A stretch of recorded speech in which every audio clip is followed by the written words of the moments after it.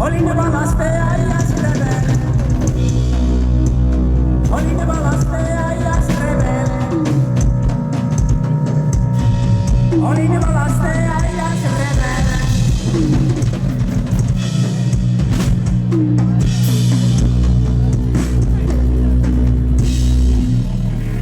Hea on kuuluda eriti vaimsesse, poliitilisse äärmusesse, vaielda, vastanduda, kritiseerida, olla ükskõik kõrgelt valgustatud majatmas, vaimupimeduse ookeanis iseendaga võitlemas. Ja siis ma tulen üleni valges, olen teie jumal, teie sädeler saadik hiilgab jälle Eesti.